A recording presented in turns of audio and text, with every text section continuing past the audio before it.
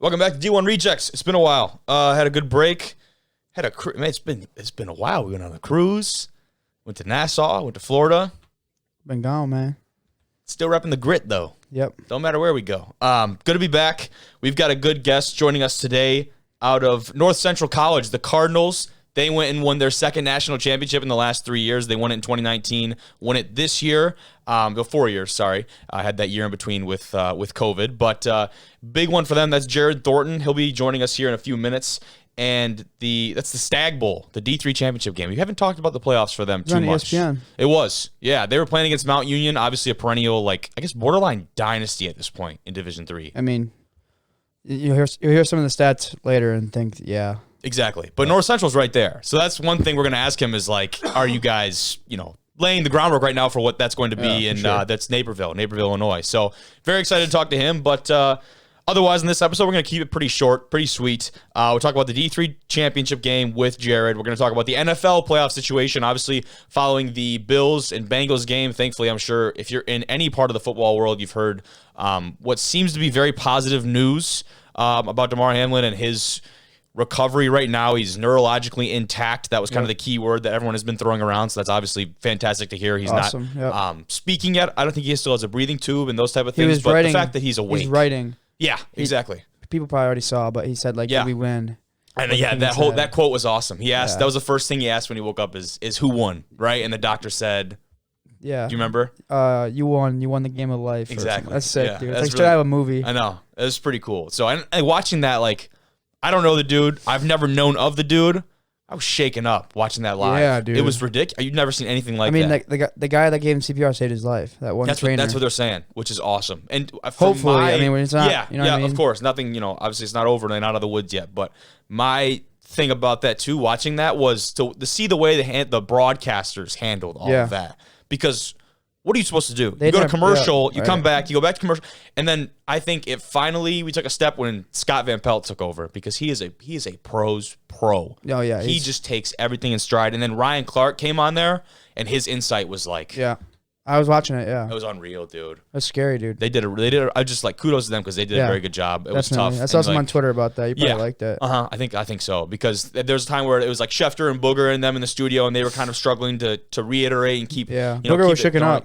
I can't blame him. So obviously, hopefully he's pulling out of that. All the news coming out of their camp seems to be very positive and very good right now. So.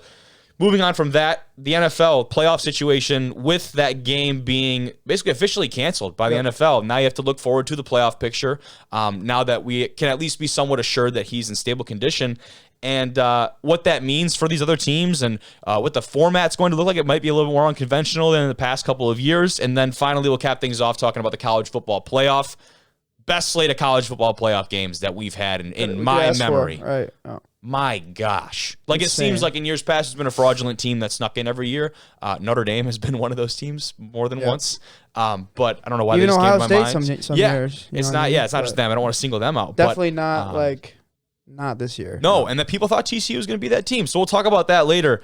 They're taking on the Bulldogs in the national championship game. We're going to talk all about that. But we're going to keep this one pretty short, pretty brief today, but definitely be on the lookout. A lot of great guests coming down the line for us heading into the new year, and 2023 will be a good one. But as always, you can watch this episode on YouTube if you are. Don't forget the timestamps on the bottom. Take that little reg slider and drag it to wherever you think is entertaining part of that conversation. Otherwise, listen pretty much anywhere, Apple Podcasts, Spotify, you name it. Follow us on Twitter at D1_Rejects and on Instagram at Division1 Rejects to see highlights from the show. Before we get into all of that, let's go to our guest from the Cardinals. Joining us on this episode, fresh off another national championship run at North Central, first team all CCIW offensive lineman, Jarod Thornton. Thank you for joining us tonight, brother. I'm pumped for this one. No problem, bro. Thanks for having me, man. Of course. You said the hoodies from last year. You guys made it all the way to the finals as well, right? But lost in that championship game. Yeah, last year we made it back to the national championship following the COVID year. Unfortunately, we lost to University of Mary Hardin Baylor. So that was a tough one last year. I bet. But you guys have been there. Obviously, you come in 2019. Was 2019 your true freshman year? Yeah, 2019 is my true freshman year. So you come in and start all 15 games for the Cardinals at center, go all the way to the national championship, win the damn thing. I mean, hello, like welcome to college football. Sure. Yeah, bro, that was Holy actually cow. crazy. Like getting recruited out of high school, I was not expecting like to come in and be able to play right away. I was just trying to be like a sponge, bro, soak everything in, learn from the older guys, and like by the grace of God, I was able to compete right away, and you know, took my opportunities, ran with it, and then for week one, I was announced a starter, and then we just went from there, man. Good for you, man. That's sweet, bro. That's awesome, dude. That is so like going into camp, obviously, when you're going to be recruited by someone, you're looking at the depth chart or whatever, the roster and those type of things. You're looking and seeing who's that position. Did you know going into that, like, hey, there's a chance I can get in here and kind of be the dude for this offensive line unit? Honestly, I did not. I mean, I was getting told a lot of different things in recruiting as far as like an opportunity. I mean, like, but that's everybody though, but you never really know until you get there and Right. you get a chance, especially True. because we had a few guys that were still on the roster that started games at that position the year before I got there. I mean, Wow. got Okay. here at North Central. So, yeah, I honestly didn't think I was going to be able to play right away. I knew I'll probably have an opportunity, but I didn't know, with the whole speed and strength of college athletes. I honestly didn't think I would be ready, but turned out that I was. So that was a great thing, man. Yeah, 100%. I'm even like, D3, D2, NAIA, whatever. Like these dudes are.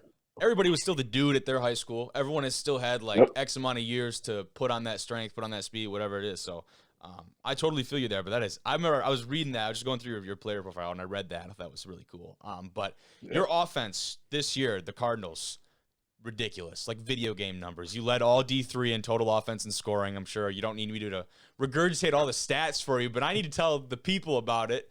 Over 52 points a game, 355 rushing yards a game, Holy cow. and over 50% on third and fourth down conversions. I thought that was a big one too. Yeah.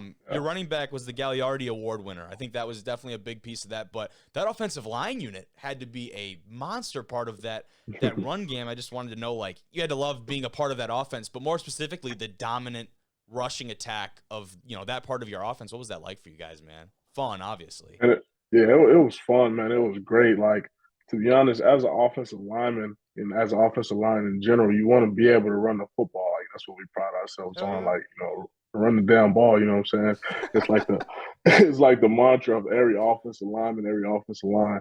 I would say in the country, and for us to be able to do it at the level that we did, it was outstanding. You know what I'm saying? We got a lot of good guys up front for us, and what obviously helps is the dominant running backs we have in the backfield. Not only Ethan Greenfield, but Terrence Hill, who came in.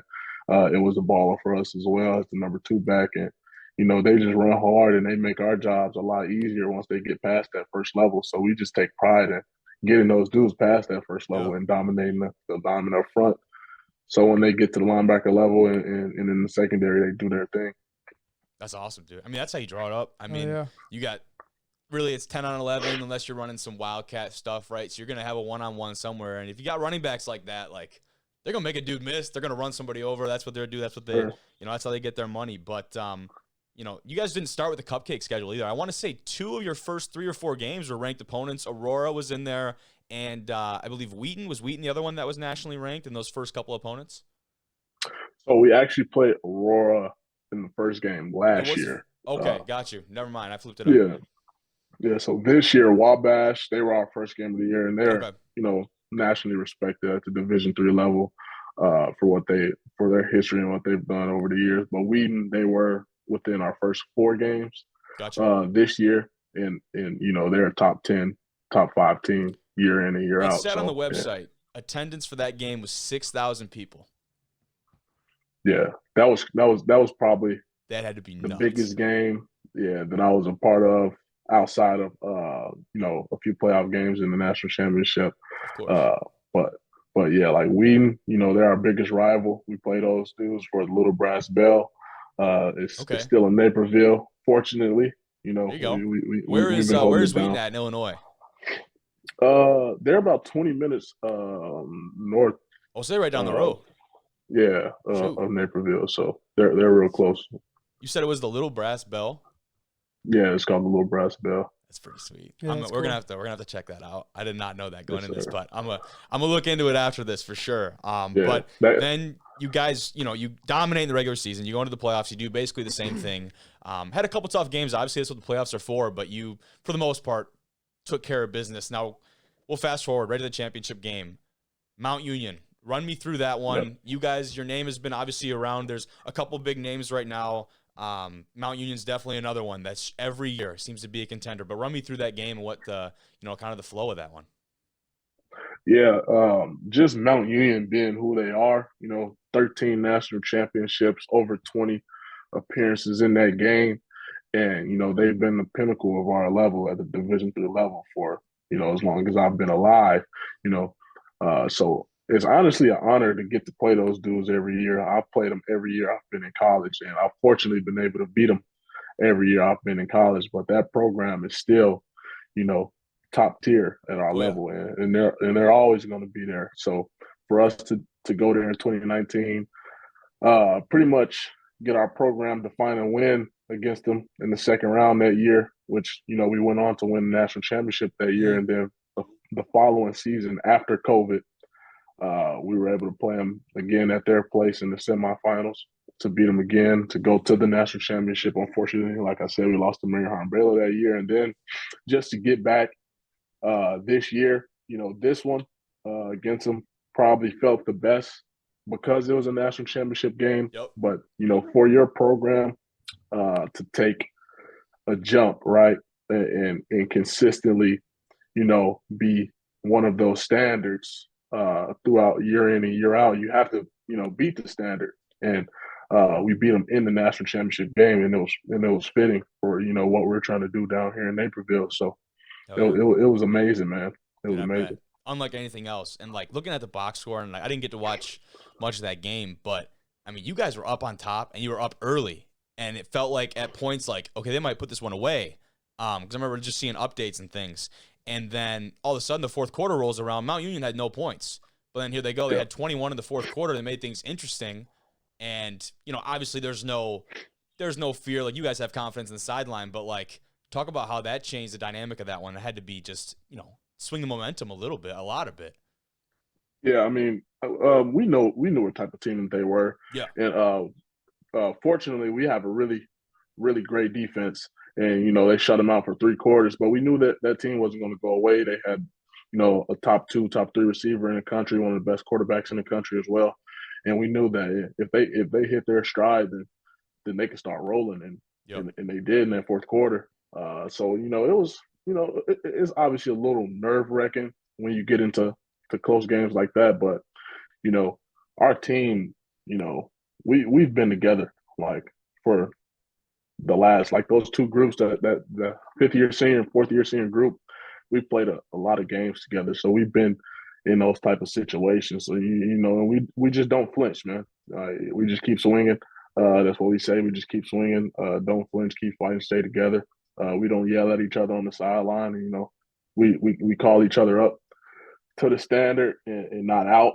So like all those things that we go through and that we've been through, those shared experience, those help in a moment like that. So when they did go up, we just stayed together, offense, defense, special teams, and we were able to finish that game out. Well said, dude. Well said. Dang. That's what you want. I mean, that's what you want. I'm trying to think. When you said that immediately, like, we don't get on each other on the sidelines, right? It's about standard and all. You said all the right things, like 100%. I just thought of that Broncos backup quarterback. Who was that the other day? You see him get into it with the offensive lineman? Oh, yeah, right, Ben? Yeah.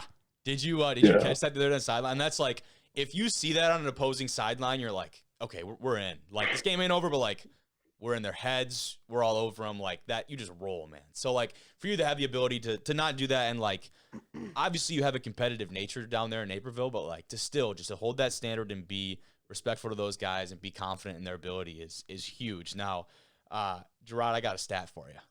All right, Mount Union is 42-0 against all opponents not named North Central in the last 4 years. And I'm not trying to make bulletin board material for anybody, all right? I promise. But you look at that, and you've already given them credit. And, like, I took a visit there. I know the caliber of program that they have. And just to see that stat, I think credit to Reddit College Football. They put that out there on Twitter a while back, and I remember reading that, and I was just taken aback by the number because it is incredible. So just reiterating, like, for you guys to go and do that in such a convincing fashion, and you've done it multiple times, like, get a little bit ahead of myself here, but do you think you're really laying the groundwork down to have, for lack of a better term, a dynasty of sorts down in Naperville with you guys? Yeah, man. Each year is different, and just to try my best to answer that question, like me being able to be a part of the first one, right? Yeah. As a freshman, as a guy who played all 15 games, like one of the biggest things I would say that I've learned at North Central College, being a part of a program like ours, is that you have to be a trailblazer, man, and just blaze new trails for other people to become elite, man. It's not about you. It never is. It's always about the guys before you. It's always about the guys that are going to come after you, and it's all about those seniors each and every year. So, like Love I that. said, each year is different. So, like, we just go into it and just try to give our best for all those people that I just named and honor those people. And we work extremely hard in the off season.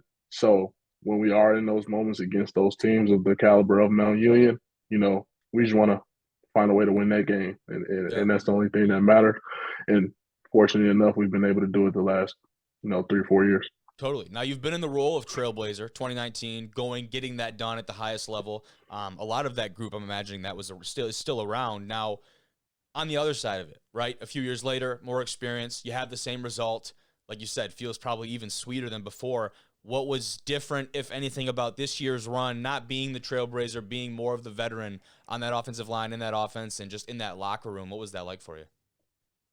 Yeah, man. Like I said, I still got that feeling, of you know, being like a trailblazer just because of all the guys that's coming after me now, and just seeing I them hear you. come in as freshmen and growing in the way that they grew. And then I'm a fourth year senior, so I was still behind all the fifth year seniors, Mhm. fifth year guys that we had come back because of COVID. So like just being here for as long as I've been here. Like I said, I just try my best to do everything for everyone else, you know what I'm saying? Because at the end of the day, it's what it's about. And when we look at this stuff 10, 20 years from now, it's gonna be like, man, look where we were able to start, and hopefully it's still going around that time. And that's something we can be extremely proud of. Hell yeah, man. I mean, man of the people. If they had a Walter Payton Man of the Year award, like nomination or whatever, we'd put our word in for you. Appreciate you, bro. I mean, they got to have something like that. I haven't seen anything like that, but I feel like No. there's got to be some type of, there's all these types of awards for kind of like the smaller school, quote unquote. Maybe we could get something started for you, huh? Yeah. It'll be the first That one. would be dope, bro. Yeah. We'll get you on that list, whatever the hell it is. We will come up with a name for it. But Good job. kind of the last note on the run, you guys made the run in 2019 under Coach Thorne. Not many teams are able to have that type of success, have a switch at the head, coaching staff wise, and repeat. Talk about that process and doing it under Coach Spencer and what he's brought to that team to enable you guys to not skip a beat and keep the wheels turning. Yeah, so Coach Thorne and his dad, Coach John Thorne, they got to North Central around 2006, a long time ago, and they set a great foundation. And Coach Spencer, who's our head coach now, he played for those guys Yep. for 2 years, and then he coached with them for the last 20. So him coming in as the head coach, and he was previously our offensive coordinator the last few years. Him just coming in, he didn't skip a beat on the things that he learned from Coach John Thorne and Coach Jeff Thorne over the years. And we kind of just picked up right where we left off. As far as our program and our traditions, nothing changed. The only thing that changed was our head coach. So he just kept us going. And when he was announced in January or around last year, Yep. it was we as players, the guys that have been here for some years now, we knew that there was no better person no one more deserving than Coach Spencer. So we were extremely excited for him. So that made the fifth year's decision on coming back a lot easier. It made our decision as technically underclassmen, easier to continue to work as hard as we work and do the things that we do to be successful year in and year out. And Coach Spencer, he has just done a great job. Like, super proud of him. It's an honor to play for him, and especially in his first year going 15-0 and winning the national championship. It's amazing, man. Dude, you can't write it up any better than that. That is why. I mean, that's what I was gonna say next. Like, obviously, you guys have a great program in place, and you've got that culture, and he's been a part of that. But for him to come in and just to keep rolling, man, holy shit! I mean, that is it's awesome. It's awesome to see at any level for sure. But so you got 1 or 2 more years left, eligibility wise. I got 1 year left, man. Just one. One more. Yes, sir. One more. What do you already get a bachelor's, or what are you majoring in? I'm a sports management major. I graduate from undergrad in May. Good stuff, man. Congrats in advance. Yeah. Nice, bro. Yeah, that's awesome, dude. Good luck. For you. Appreciate it, man. What are the Thank you. What are the aspirations for you after North Central? You trying to play at the next level if the opportunity is, somewhat presents itself, or? Yes, sir. I would love to continue to play football, man. Whatever opportunity, whatever league, even overseas, man, I'm open to it all. Okay. I love this game, and I would love to play it as long as I possibly can. But, if that doesn't work out, I want to explore, some career options or, hop right into coaching, maybe becoming a GA, things like that. So got a lot. If it doesn't work out, man, I mean, you could talk. You could probably talk for a living, too. You ain't done so bad today, my guy. I appreciate you, brother. You've been awesome, man. I mean, that's really all I had for you, but just the back-to-back runs and all that, just like you said earlier, I think what kind of stuck with me is, like, what you're going to remember about this team and all these moments and those runs and being around those guys. Like, I got to imagine the relationships that you have within that building and that locker room are just, Yeah, to be honest, I'm glad you mentioned that, because this year has honestly been the closest I've ever been with a football team, with a program. Like, the shared experiences from, obviously you guys play ball. You know how camp is. You know how summer is, like in off season lifts, and and we also do Navy SEAL training as well. Okay. Some years, and that's something different. Like, to be able to go through that, I'm not going to get into too much detail about what we do, but like, just away, man. That's why you got the edge. You can't be giving out secrets like that. Yeah, like that is that shared experience, man. It gives you so much perspective on life itself, man.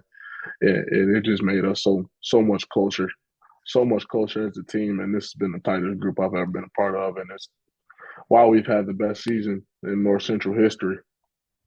Damn. I mean, you just cut a promo for college football. Like, that's what it's supposed to be about. That's it, dude. That's the essence of it. But, Jarod, cannot say thank you enough, my guy. I really appreciate you, dude. Yes, sir, man. I appreciate you guys, man, everything you guys do for small schools, man. D2, D3, NAIA, JUCO, man. It's outstanding, because, like, you don't get a lot of guys that are willing, to put in a lot of time and effort to go into dive really deep into these levels and what we go through, because this is grind too, man. We do a lot of the same things that they do on the higher levels, but they just get all the recognition for it and things like that. And so I'm happy that you guys are doing something like this, and I'm going to be an ambassador for you guys, a supporter for you guys, as long as you guys are continuing to do your thing with this pod, man. So I appreciate Vice versa, bro. Hell Vice yeah. versa. You're going to be smiling through the rest of the episode, bro. I appreciate that. Like, the most. Yeah. Seriously. All love, no bro. problem, man. Yes, sir. All right, man. Hey, we'll definitely be in touch. This will not be the last time you're on here. I'm going to tell you that right now. All right? Hey, I'm with it, man. Just hit me up. Let me know when, and I'm down for another one, man. Let's Anytime. go, brother. All right. Jarod, thank you so much, dude. We'll be in touch. I'll catch you. Yes, sir. Thank you, guys. Have a good one, man. Jarod, what a guy. Like, if we ever need a promo cut for D1 Rejects, a clip like that. Yeah, Jarod's going to be your guy. That was awesome. Yeah. Like I told you just like after we finished that, like one of my favorite interviews we've had. Super well spoken, passionate dude. And like talk about cutting promos. Like that's what college, like I said, that's what college football is about. Like those relationships, that journey.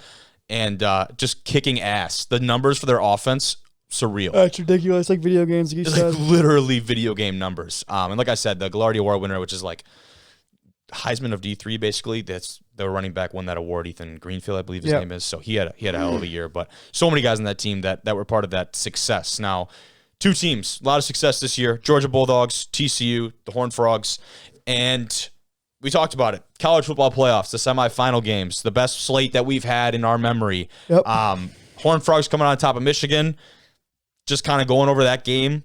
Michigan, are they the better team? Maybe. Probably. Did they play better that day? No. Those turnovers, the timely decisions. Bad coaching, bad playmaking, bad decision-making. All of it. The fumble on the goal line was huge after that call, the Roman Wilson touchdown. That was up in the air. And I will say, like, there was definitely plays that, like, people want to say it's, like, the refs. Like, but I just don't think you can't have that argument hold up. Like, no game's ever really.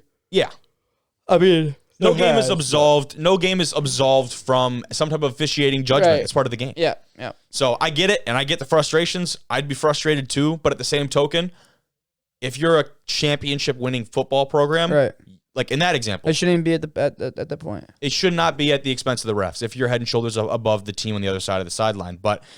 Credit to TCU, they took advantage of those opportunities, right? And there were a couple big plays. I know with their number one wide receiver, I forget, I'm blanking on his name. That Quentin, tall. Yep. I know. Yeah, you know what I'm talking Quentin about. Johnson. I believe that's his name. But those couple opportunities when they brought the corner blitz, safety doesn't come over, all of a sudden he's open for a big game. Yep. The next time they do the same thing, I think Duggan might have been rolling out, maybe some type of a broken play, but on his long touchdown, remember that one? Yeah. Broken coverage. Like, if you're a team like TCU, you have to take advantage of those big breakdowns whenever you can get them.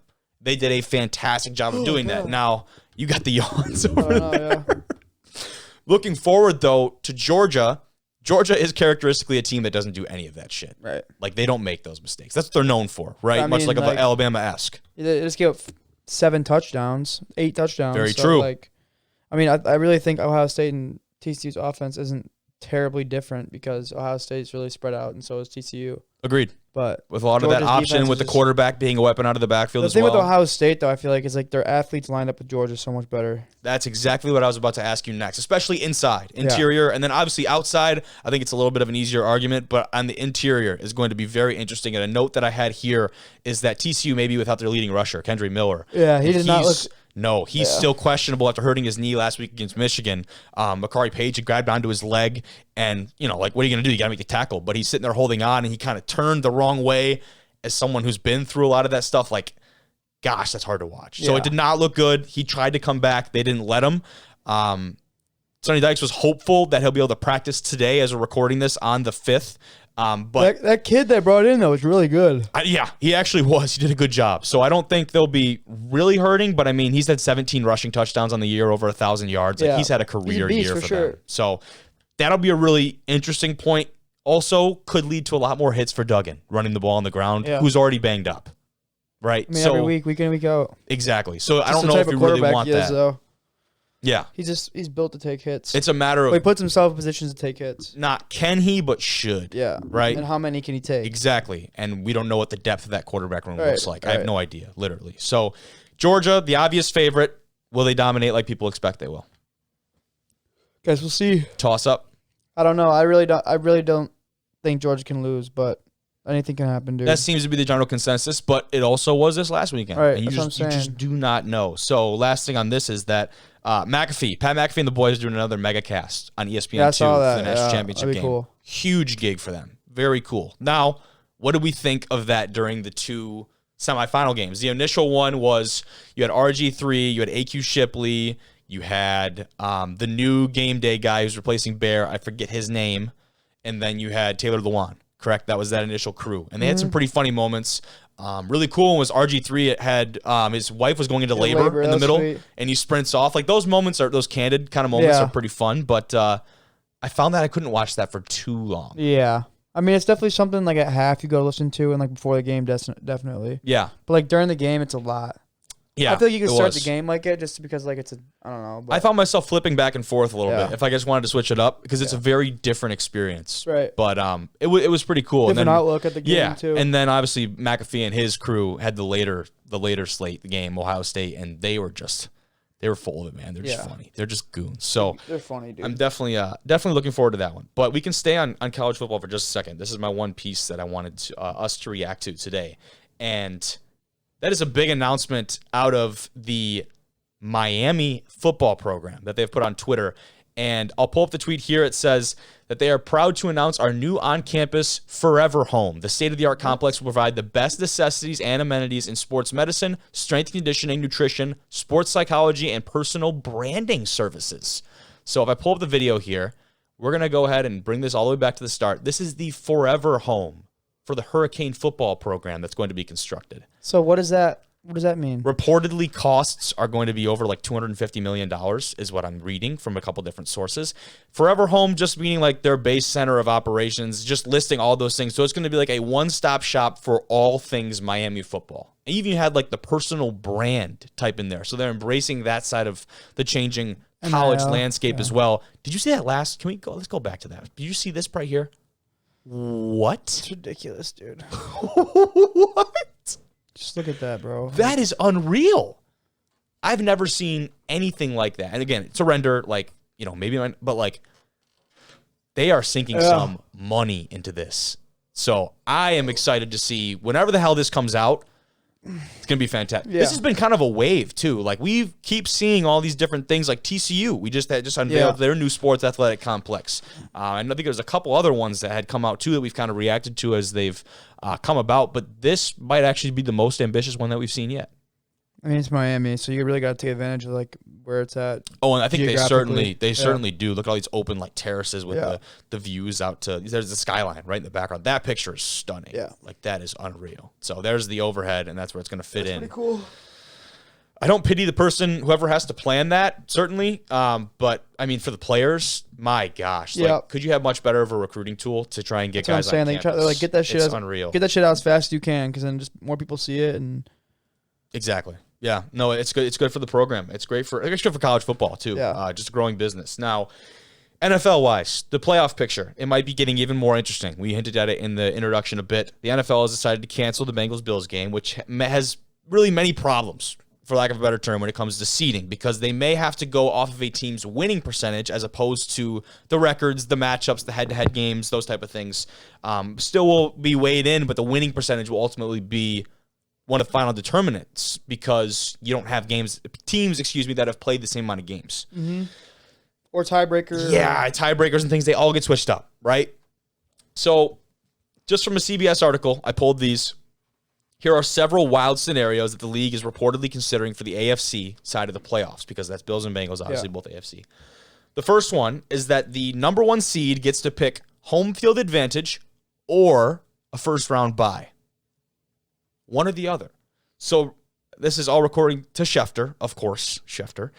The league is kicking around the idea of giving the one seed the option of taking either home field advantage or getting a first-round bye. The number 2 seed would get the leftover option. So say the Chiefs are the 1 seed in the AFC, and they pick a bye in the first round. That would mean the Bills or the Bengals, whoever's the 2 seed, they would get a home game the first round of the playoffs. Oh, okay. And you know, et cetera, those type of things. So if you pick a home game, then the other team's going to get a first-round bye, but then I don't know, then they're playing on the road after that. I'm not really sure what that entails. I don't really think that really, like, is that I know, it didn't seem that, but, like, maybe after the bye, you have to play on the road. Yeah, it didn't really specify. Yeah. That could definitely play into that, it's definitely right? more than just that. Yeah, it has to be. Now, the other one was a neutral site AFC title game. Another idea that was being considered by the league would have to be a neutral site AFC championship, but only if the Bengals or Bills made it to the game. So if the Chiefs made it to the number 1 seed, they would host any team seeded 4th or worse, but they would play at a neutral site against the Bills or the Bengals. And I guess the argument for that would be that the Bills and the Bengals both didn't have the right to compete for the 1 spot in the AFC, given their cancellation. Yeah, I don't know. Could you imagine having to sit at a round table with a bunch of executives and think this shit up? Yeah, like what the hell? Dude, like, who are these guys making these? Because the problem is there's so much money tied in all of this. And like it's just going absolutely crazy. So you have to sit down and just please absolutely everyone and fill in every blank and just do everything to the T. And I just could not imagine being part of that conversation. You're not getting paid enough money. That's all I know. I'm sure they probably are being compensated quite fairly. I don't know, dude. Yes, dude. You know, anyone working high up for the badge, Or the Shield, I should say, not the badge. Sorry, the Shield. Yeah. Yeah, my bad. They're not law enforcement. Yeah. But they may as well be. Probably. I mean, they're probably getting paid pretty good, but yeah. I wouldn't want to do it. Yeah, it's gonna be very interesting. And then talk about too, like our Lions, the grit tees. Yeah, baby. Show it. Yep. They had thrown like that. I don't know where that idea came from of like the 8 teams in the playoffs. Another right? team going in the playoffs. Yeah. So where did you hear about that? I just saw it in the group chat we had, but there's an article about it actually. Yeah. See it right now. So really, the idea was being thrown around to have 8 teams in the playoff instead of 7, which the 7th team would be the first seed getting the bye in week 1. Now this would obviously enable an extra team to get in, which for a team like the Lions on the bubble right now, competing for a spot in the playoffs would be, instrumental in getting them. Okay, to the so playoffs. here's what Pro Football Talk said earlier. Here's look where things are at.